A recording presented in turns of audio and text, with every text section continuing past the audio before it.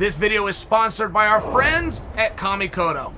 Kamikoto taps into more than 800 years of traditional techniques from Japan to craft incredibly sharp, single bevel knives. These beautiful knives are made from the finest Japanese steel, and they've elevated my cooking game significantly. Each knife comes in a beautiful, heavy-duty ashwood box. They also make for an incredible gift. Each Kamikoto knife goes through a rigorous 19-step process that takes several years from start to finish to complete. Each knife is individually inspected, and Kamikoto is so confident about their knives that each one comes with a lifetime guarantee. These knives are incredible, and you don't have to take my word for it. They have been used by Michelin star chefs all over the world, and if you don't love them, you will get a full refund. Right now, Kamikoto is having their biggest sale of the year. Go to kamikoto.com/Chael. That's going to save $50 off your entire purchase price, or just click the link below. Use the promo code Chael and you will save $50 today. All right, so Curtis and Jon. This really is a hot topic. So it's a really interesting topic.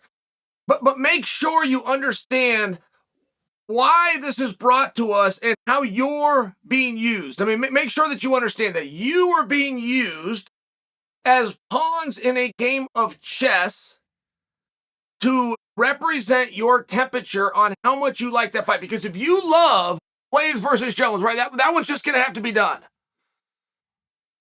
That is just going to have to fall in your lap and be done. Book the arena, pop the popcorn, set up the chairs. Are people interested in that? Yes or no? Because these two can't build it.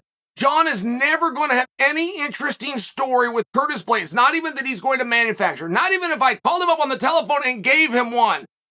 He will not regurgitate that to you guys.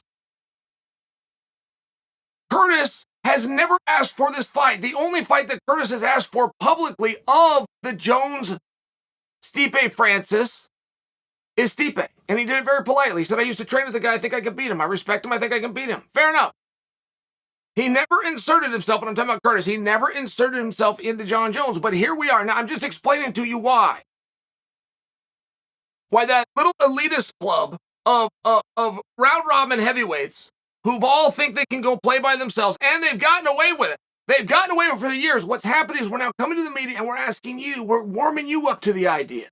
We're taking your temperature. If you hate this, and if I was explaining to you how the analytics works for what we know what is a good idea versus we don't, I would probably bore you, but I would probably open your eyes pretty quick, and you would really understand fast why this idea is being floated.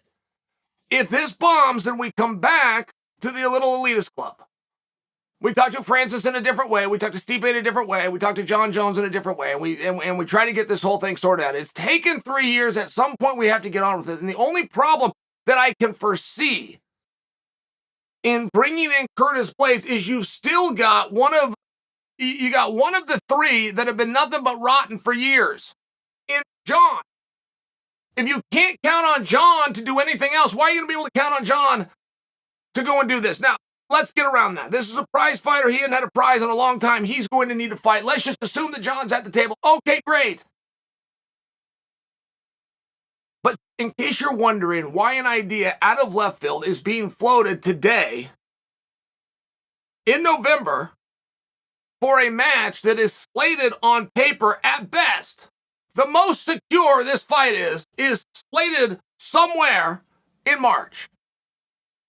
Is to take your temperature. Can we bring in a fourth guy?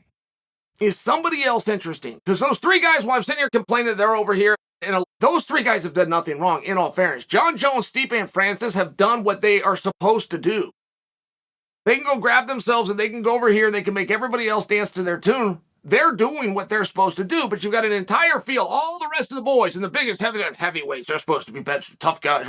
It's hard to find anybody less tough than a cage fighter. Truly, they've got skills, they'll hurt you, but they are not tough. It's really hard to find a bigger group of wimps than heavyweight cage fighters. The mere fact that an entire field of the heavyweight, biggest, baddest guys let three guys determine their future for as long as they have. And by the way, does anybody defend Curtis like me? Does Curtis have any defender bigger than me? I can't give Curtis any. Curtis didn't do anything to get put over there. somebody at the UFC is done chasing their tail with those three and is pulling an idea and wants your guys' temperature. And frankly, I do too. Where are you at on that? Are we good with this? I'm good with it. Let's move on. We got a little bit younger guy in Curtis. Got a little bit bigger guy in Curtis. The only thing that we have to have when we put Jon back in there is somebody that weighs more than Jon. The whole story around Jon is only contingent on Jon being lighter. So we fulfilled it.